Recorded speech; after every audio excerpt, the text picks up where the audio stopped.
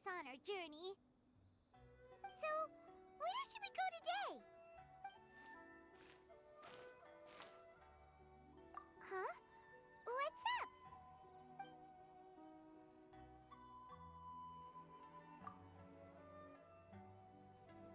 Hey!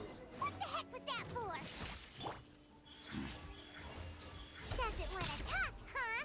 All right, let's convince him to calm down a little. Advance! Emerge. Foreign! Disappear!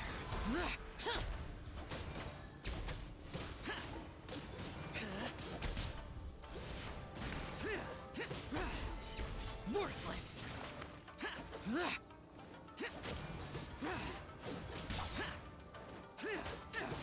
Right here. Emerge. Right here. Nothing lasts forever. Take this!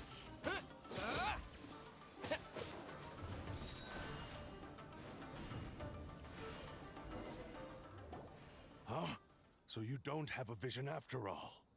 Seems like I've mistaken you for someone else. At the very least, you should make sure you've got the right person before you go attacking them. No, wait. Even when you've got the right person, you shouldn't go attacking them out of the blue. It's dangerous. Have you ever met someone by the name of Kaedahara Kazuha? He carries a sword just like you. I've also heard that he possesses an animo vision. That's none of your business. Never mind.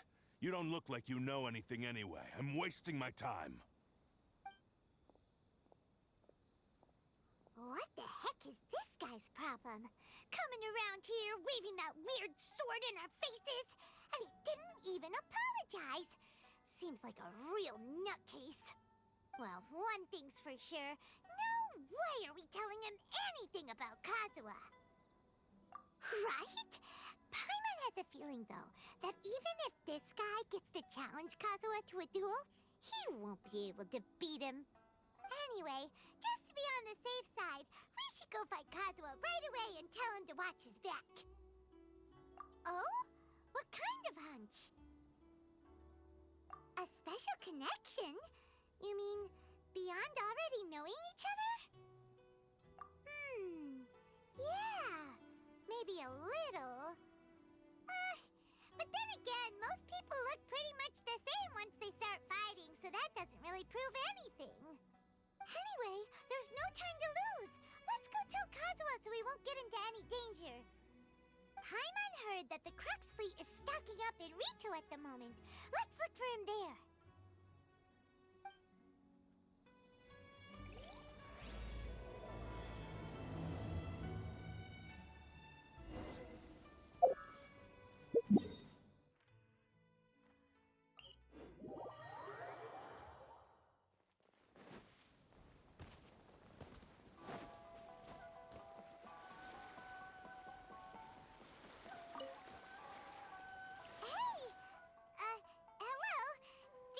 Kazuha is. You're looking for Kazuha too, huh? Guess he must have done something impressive after all. Well, we took the small vessels into Rito on a routine supply run, only this time, as soon as we entered the harbor, we ran into a huge crowd of Inazumans, all of them wanting to know about Kazuha. If it's because of that battle on Nizuchi Beach, Captain Beto had a great run there too, but I don't see her getting this kind of attention. Kazuha keeps to himself most of the time. In fact, there are times when he doesn't even listen to the captain, but she just laughs it off. Oh, so you still don't know what he did? I've heard bits and pieces. Something about him blocking the Raiden Shogun's Muso no Hitotachi. Is it really as big a deal as everyone's making it out to be? Really? Wow. When you put it like that, it all makes sense. In that case, his newfound stardom is well deserved. He was called away earlier by some people from the Tenryou Commission. They said they had something important to discuss with him. I thought they'd come to arrest him at first. Turns out they couldn't have been friendlier to him. Seems like they really respect the guy. Just a little while ago, this would have been completely unimaginable. Thank you!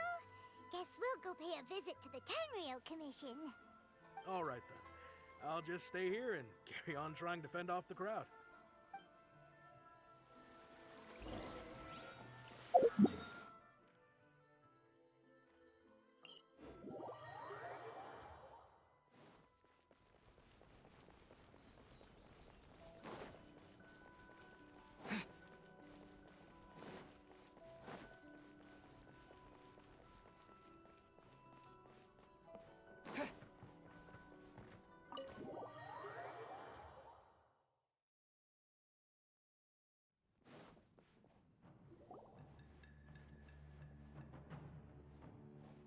Oh?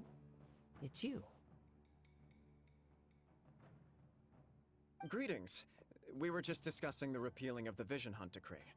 Since you're here, you're very welcome to listen in on the conversation. We invited Mr. Kaedahara here to extend a gesture of goodwill on behalf of the Shogunate. Your hard work has secured for us the agreeable state of affairs that we now enjoy. Also, I've been granted the chance to correct my clan's past mistakes, and for that, I'm deeply grateful. The Almighty Shogun has issued a large array of directives aimed at resolving, or at least easing, the tensions that have built up over the years. The Tri-Commission has made the recommendation to use this opportunity to restore the honor of the Kaedahara name. Regarding the history of the Kaedahara clan, I trust that you're already somewhat informed? In short, there was once a group of select bladesmiths who served the Shogun directly, responsible for upholding and further developing the traditional blade forging arts of the Almighty Shogun. The Kaedahara clan belonged to this class. But there came a time when some of these bladesmiths revolted and fled to Snezhnaya. Both the Kaedahara and Kamisato clans were held accountable for lax oversight and entered a period of great turmoil. We later learned that the whole misadventure had been secretly orchestrated by the Fatui. Attributing all of the blame to the Kamisato and Kaedahara clans was neither proper nor just.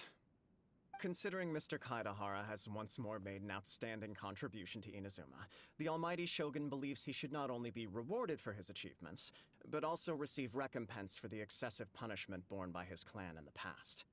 In the interest of preventing further harassment of the Bladesmith clans by the Fatui, we chose not to publicly release the findings of our investigations into these matters. We trust you can understand why this was necessary. This is a true honor. I am delighted to be in a position to receive the goodwill of the Almighty Shogun and the Shogunate at large. However, would I be correct to assume that this magnanimous gesture does not come without some strings attached? I can assure you that nothing could be further from the truth. We seek only to correct a past injustice.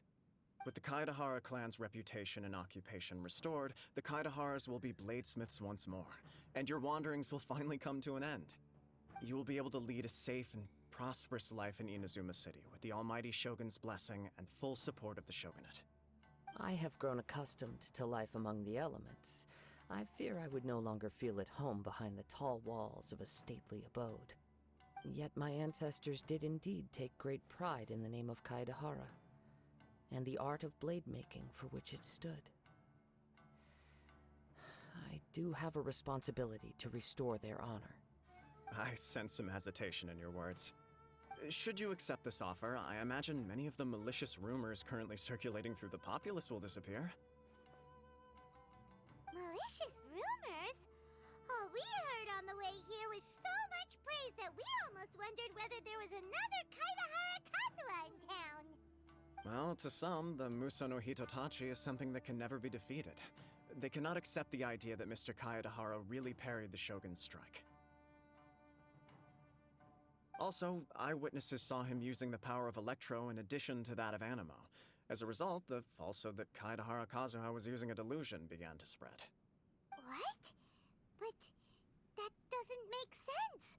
Using a delusion turns you old and frail, and Kazuha still looks fine. That is correct. However, to some people, the idea of a single person wielding two elements at once is a more inconceivable notion still. This is just one of many similar rumors. I am very uncomfortable with being the subject of public discussion, no matter whether it brings suspicion or stardom my way. But perhaps if the Shogunate is willing to publicly support me, this situation will blow over more quickly. This is precisely why I encourage you to give our offer some serious thought. It stands to benefit all of us. Please allow me some time to consider. In fact, let us put this discussion on hold for the moment.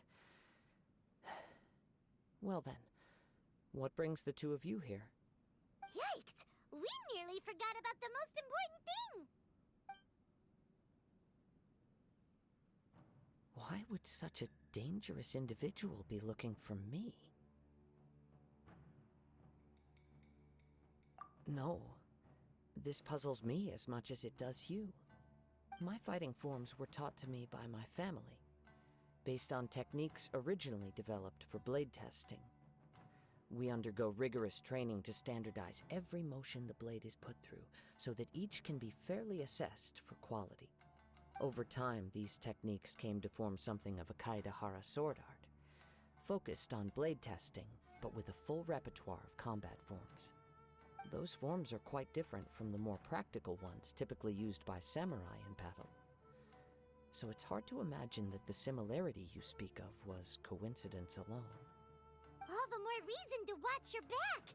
This guy was a serious nutcase. Indeed. He sounds highly aggressive. Anyone he targets is at risk of serious injury, or worse. In that case, I will send some men out immediately to search for him. Thank you.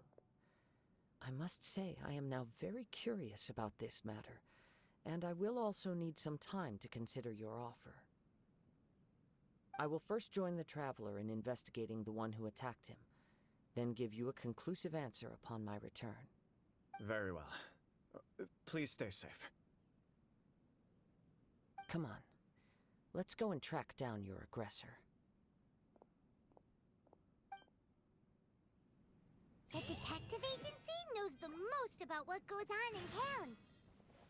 Let's see what Ryuji has to say.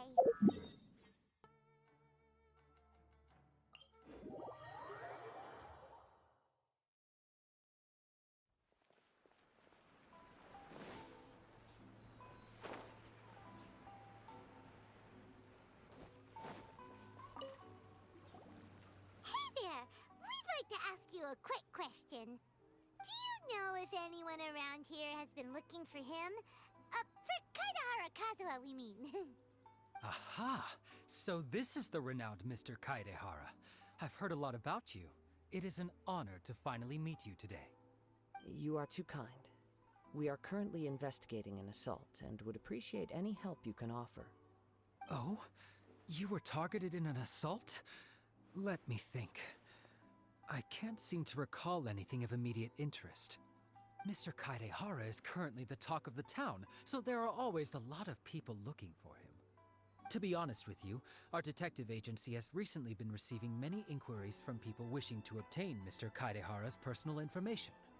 Some of them were offering us millions of mora just to gather the information they want. If these were more legitimate commissions, Sango would have snapped them up in an instant. Millions? Of mora? Whoa! Oh, wait, even at that price, you probably still shouldn't. Please, accept my thanks for looking out for my privacy. Of course. No matter what, we only take on legitimate cases. We don't make our money by revealing details of other people's day-to-day life just for the sake of it. Sorry, I got a little off topic. What I'm really trying to say is, it doesn't surprise me, but I wouldn't know where to begin if we want to connect this with an assault. Then let's put that connection aside for now. Have there been any other attacks or similar incidents recently that stand out as particularly unusual? The Tenryou Commission had very few leads, and I thought you might have some information from different sources. It's true that the commissioners aren't clued up about every little thing that goes on out in the streets. But typically, it's only the most trivial events that manage to escape their attention. If anyone had been out there attacking people, that would be assault, in which case the Tenryou Commission would absolutely get involved. That does make sense. Uh-oh. Looks like the trail's already run cold. I still find it difficult to believe that whoever attacked you hasn't been causing any trouble elsewhere. few people possess your prowess in battle. So unless you were the first person he targeted, someone is certain to have been hurt by now. I am well aware of your talents. There is no need to be humble around me. In fact, I'm quite relieved that you were the one he targeted. It would cause me great grief to see someone become critically injured or lose their life because of me. For the poor victim, this would be a completely senseless crime. Don't worry, we'll find him. It seems you are every bit the selfless hero they make you out to be, Mr. Kaidehara. Surely this same concern for your fellow man is what drove you to fearlessly raise your blade against the almighty Shogun. You flatter me. Truth be told, I don't know quite what came over me in that moment. You are much too humble. Don't worry, I completely understand your concerns. I will try my best to gather whatever leads I can for you. Oh, actually, there was one strange incident over the last few days. It doesn't involve an attack, though. Let me tell you about it just in case. Sure. During times like this, the more information we have, the better. All right then. Recently, 2 people went missing from the city at around the same time. One of them is a pretty well-known collector, surnamed Nagato.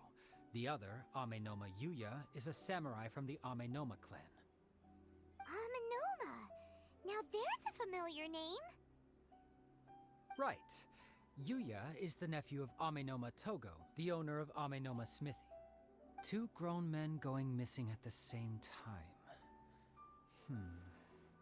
Their cases are likely connected, but I don't know much in the way of details. I recalled this because Amenoma Yuya is also an accomplished martial artist who is skilled with the blade. Perhaps he is the one you are looking for.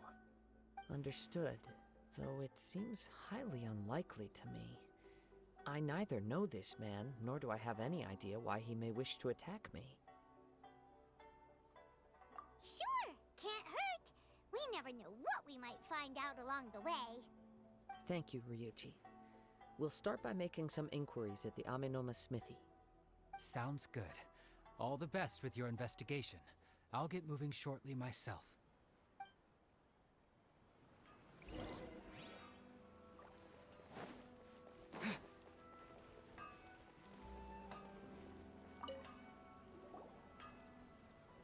Ah, if it isn't Kaedehara Kazuha.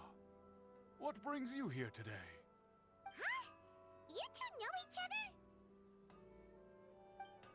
Yes, the Kaedehara and Amenoma clans were both members of the Raiden Gokaden. Historically, there have always been deep links between the 2 clans. After I returned to Inazuma, I visited Mr. Amenoma to pay my respects. Let me quickly explain.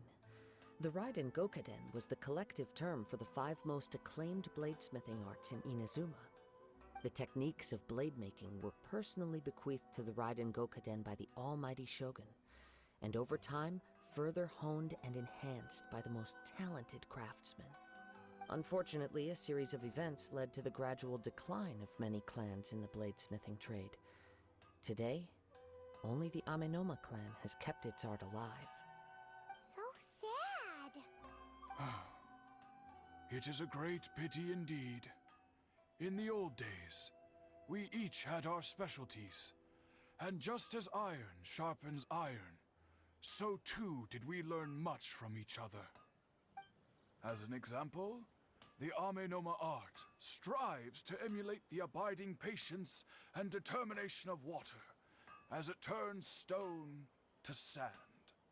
There is nothing mystical to our work. There is only practice, day in and day out, until both body and mind have memorized the craft, turning each motion of every technique into an intrinsic part of the bladesmith's life. As for the art of the Kaedehara clan, I believe it's called the Ishin art. That's right.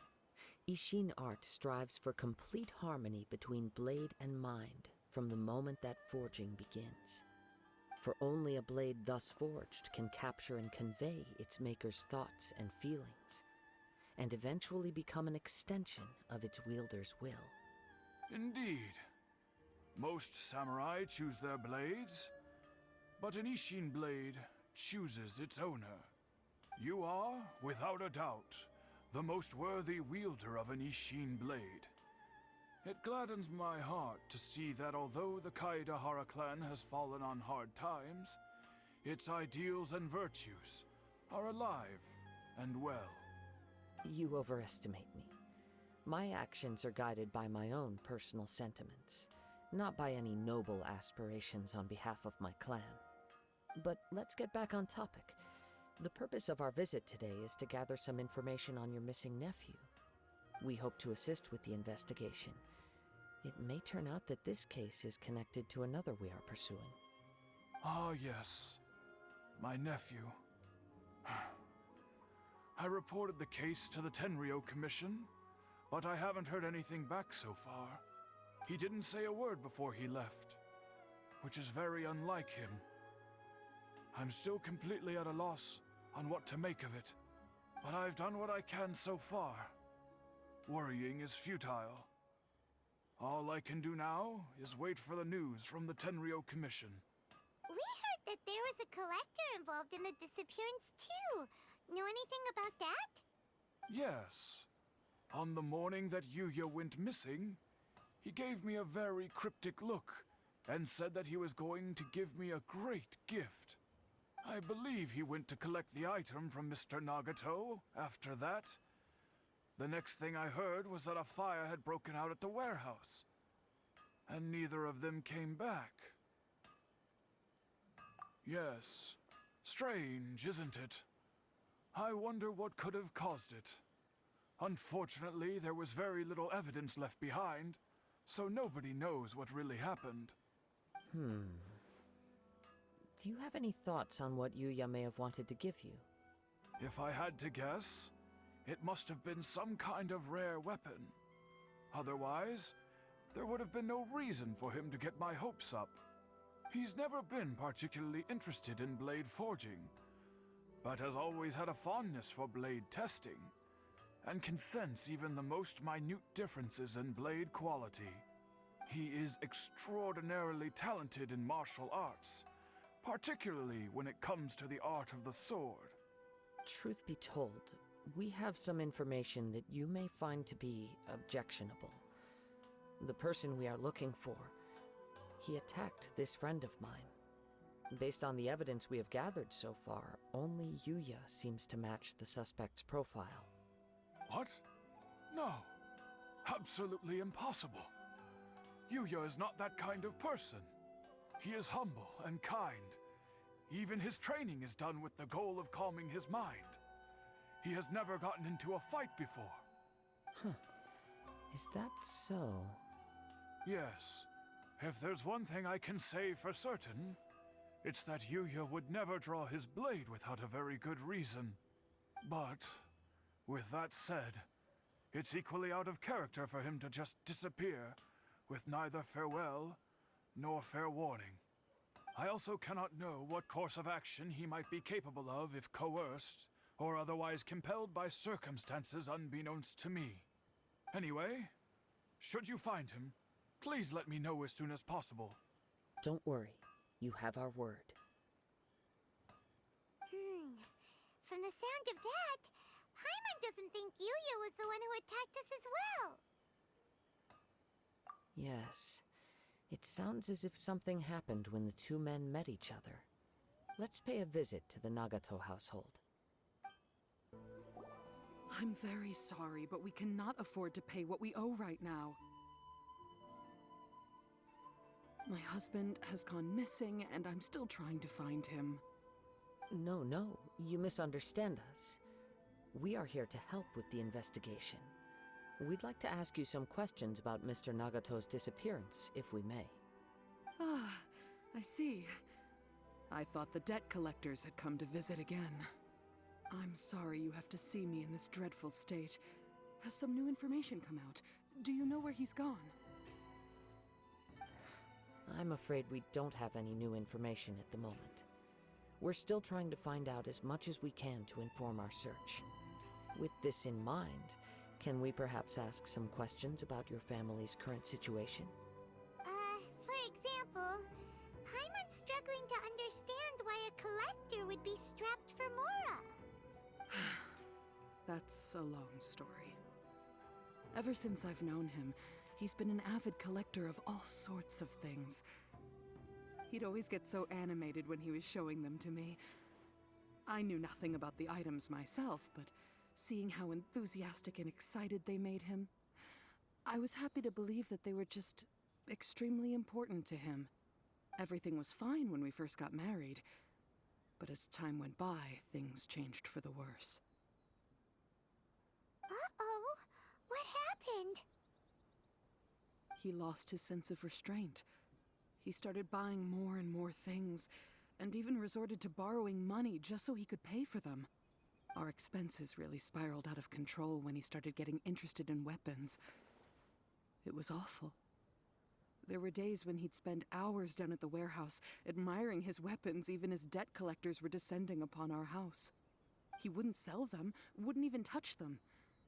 Just sat there staring at them like he was in a trance. I'm happy he has a hobby, and I'm willing to support him, but making ends meet has to come first. I've tried talking to him about it so many times, but he never listens. On the last day that I saw him, I gave him an ultimatum. I said, if he refused to sell his collectibles and pay off his debts, I would divorce him and take the children with me. Whoa! And that led to an argument.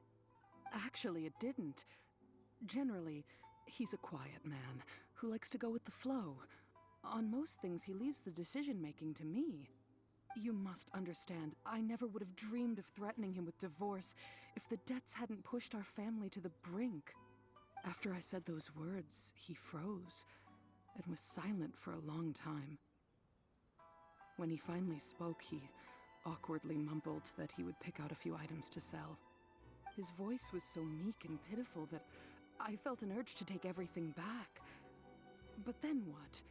If I didn't draw the line, what would happen to our family? Had I not indulged his bad habits, we wouldn't have found ourselves in such a predicament. And I also don't know if he had actually come to his senses, or if he was simply angry with me. The next thing I heard was that our warehouse had caught fire, and both he and the buyer had gone missing. I see. I understand. Ame no Mayuya came to purchase a weapon from Mr. Nagato. During the sale, a fire broke out at the warehouse, and both men disappeared. At first, I assumed they must have gotten into an argument over the price. But my husband has never been one to negotiate. He never even haggles when he's out buying groceries, so it's hard to imagine him getting into a fierce argument. Maybe he was feeling the pressure from the debts? I don't know. He just disappeared after the warehouse burned down. Perhaps he's too afraid to come home now that all his collectibles have been lost in the fire, and he's got no way to pay off our debts. Even though I'm still a little mad at him, we're a family, and I want us to face our family's crisis together. As long as he's willing to turn over a new leaf, I know we can work things out. Please don't get upset. There could be more to this situation than meets the eye. If collecting things is a habit that Mr. Nagato had his whole life, it is quite unusual for this habit to change so drastically over a short period. But the information we gathered from the other side suggests Ame no Mayuya is also a mild-mannered man who would not be likely to start an argument. This situation is getting a little confusing. A little confusing? More like completely mystifying. Let's try a change of scenery and see if we can piece together what we've learned. Rest assured, we'll notify you if we find anything. Thank you so much. I just want him to come home.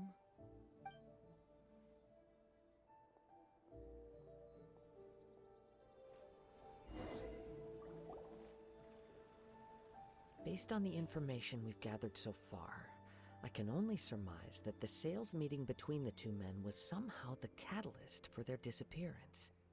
The fire at the warehouse likely played a part in how the situation unfolded, though its exact role is a mystery. Do you have any thoughts? Well, Paimon was thinking that maybe someone accidentally knocked over an oil lamp and, nope, never mind. Paimon's brain needs to rest for a while. Over to you.